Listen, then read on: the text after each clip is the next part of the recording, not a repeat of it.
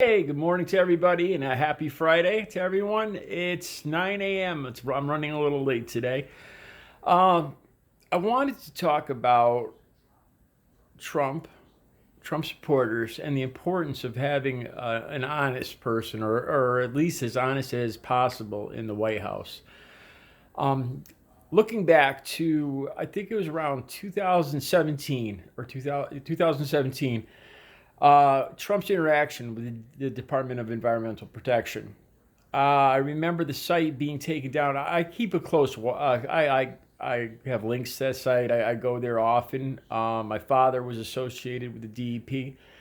Um, he worked for this Connecticut, the state of Connecticut here in our state parks, but he was also part. He had connections to the Department of Environmental Protection, and I still go to that site a lot. And there were definite changes. I remember the accusations that I refused. I was just going to call him President Trump, but I refused to call him President Trump. I remember accusations that Trump took down the DEP's website, webpage, and there was there was conflict as to Trump did not want the Department of Environmental Protection to bring up climate change or global warming or anything of that nature. I remember this. If you go back and Google this and look back, there was a lot of hubbub. I think people resigned over this, and I remember alternately people in the Department of Environmental Protection actually started their own covert web page. A side web page. I think the people that left the department started a secondary page where they could actually tell the truth of what's going on. There was also some interaction with the DEA the FDA. I remember with Trump and him trying to control the information that was flowing out of those departments back in 2017. Now let's go up to today with the coronavirus and the importance of having somebody in power that you can trust.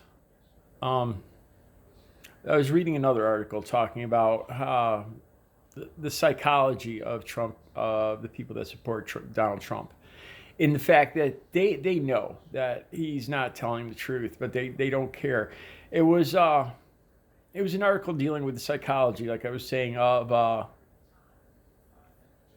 what's it called, the dissonance, but on how a lot of Trump supporters are of the mind that all politicians lie, and at least he's working for us or he's one of us. I still don't understand how an arrogant billionaire is how anybody could look at an arrogant billionaire like Donald Trump and think that, yeah, he's just like me, or he talks just like me, or thinks just like me. I think they've been fooled. But anyway, my point here is that a lot of Trump supporters are going to vote for him again this November, and they know that a lot of the stuff he says is not true. You can call it what you want, alternative facts, or bending the truth, or whatever. But they know. It's, you can't miss it. I mean, you see instances of it right on TV where they'll show what's actually going on and what he said, and that it's an obvious lie. My point here, this is where it becomes a problem. We have a man that I think that's more focused on the stock market and money than on people. This is my prediction. In a month or two, the threat will probably go down. The exposure, the day-to-day exposure will probably start to go down. One of my predictions is he's going to jump the gun. Remember back when Bush was on the aircraft carrier saying we won in Iraq? Remember that, and how everybody later said, "Oh, you jumped the gun on that one, man. That was you should never have said that." I think Trump's going to do. This is my prediction that in a month or two he's going to get on TV before he really should, He's going to pat himself on the back. He's going to go on and on about how he did the best. This was the most dangerous, worst virus ever, and he battled it, and he did the best job. And I guarantee, I would bet my life on this. He's going to go on TV in a month or two. And regardless, if half the nation, God forbid, were to be fatally hit by this, I still believe he would go on TV, pat himself on the back and say, yay, look what I did. And then I guarantee it's all about the stock market and of course, November. I don't believe for 1 minute that he's concerned about his elderly supporters in Iowa or in Illinois or in Montana. The 80-year-old Montana rancher, he ain't worried about, I bet you that guy is so far from his mind. What Trump's worried about is those numbers. He's worried about what he sees on Fox News.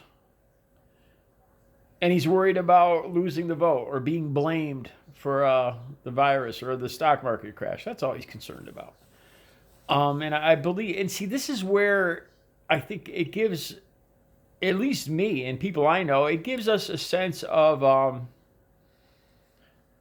being unsure, because you can't believe him. I certainly can't. When he said, he's already started saying that people are recovering and going to work. My point here is you can't believe, if we have a president, the person that's supposed to be leading this country, and he's probably the last person that most of us would believe would take any kind of advice or any kind of medical advice or believe anything. And that's not the way it should be.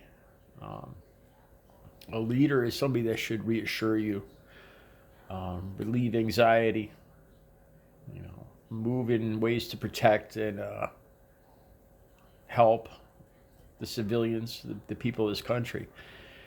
And that's not what we have. We have a man that's completely self-centered, and this is my opinion. I can't read his mind, but if his past and his current words, are any indication, then that's all he's concerned about. And this, like I said, it creates a problem here, because what if this was what if and what and when this is a much more severe catastrophe or pandemic or something very serious? What if it was more serious? If and when it is more serious than this, we're going to need somebody that can lead. That's just not arrogantly thinking themselves. Somebody we could trust. Somebody that we could depend on. Somebody that when they come on the TV that reassures us. Just off the top of my head, I thought about President Kennedy and the Cuban Missile Crisis. That's the kind of leader. That's a leader. So, just something to think about in November. All right, you guys have a good Friday and have a good weekend.